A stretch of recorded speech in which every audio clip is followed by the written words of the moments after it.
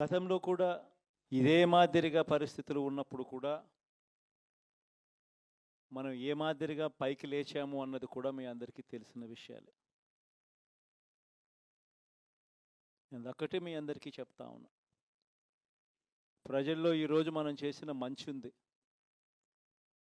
ఇంటింటికి మనం చేసిన మంచి ఇంకా బ్రతికే ఉంది.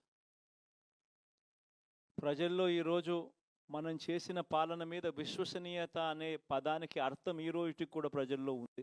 గడప గడపకు మనం చేసిన మంచి ఇంకా ప్రజల్లో బతికే ఉంది. మరి ఇవన్నీ ఉన్నప్పుడు మళ్ళీ మనం లేయడం కూడా తథ్యం. కాకపోతే కొంచెం టైం పడుతుంది. ఆ టైం ఇవ్వాలి. ఆ టైం ఇచ్చినప్పుడు, అది జరిగినప్పుడు, పాపాలు పండినప్పుడు ఖచ్చితంగా మళ్ళీ మనం పైకి లేస్తాం. ఈ విషయం ప్రతి ఒక్కరం కూడా గుర్తుపెట్టుకోవాలి. ఎందుకు ఈ మాట కూడా చెప్తా ఉన్నానంటే, రాజకీయాలలో అన్నిటికన్నా ముఖ్యమైన అంశం క్యారెక్టర్, విలువలు, విశ్వసనీయత. ఈ పదాలకు అర్థం తెలిసి ఉండడం రాజకీయాలలో చాలా అవసరం. రాజకీయం అంటే ఎల్లవేళలా అధికారమే కాదు. అధికారంలో లేనప్పుడు కష్టాలు ఖచ్చితంగా వస్తాయి. కానీ ఖచ్చితంగా కష్టాలు వచ్చినప్పుడు మనం ఖచ్చితంగా ఏ రకంగా రియాక్ట్ అవుతాం అన్నది మన చేతుల్లో ఉంది.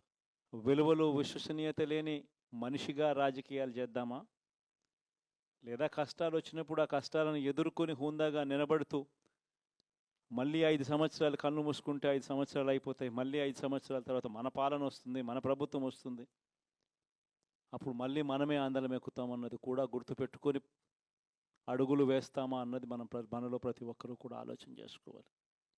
ఇదే మన ప్రభుత్వం అధికారంలో ఉన్నప్పుడు కులం చూడలేదు, మతం చూడలేదు, ప్రాంతం చూడలేదు, రాజకీయాలు చూడలేదు, చివరికి ఏ పార్టీకి ఎవరు ఓటు వేశారు అన్నది కూడా చూడకుండా ప్రతి పథకము కూడా డోర్ డెలివరీ చేయించాం. మనం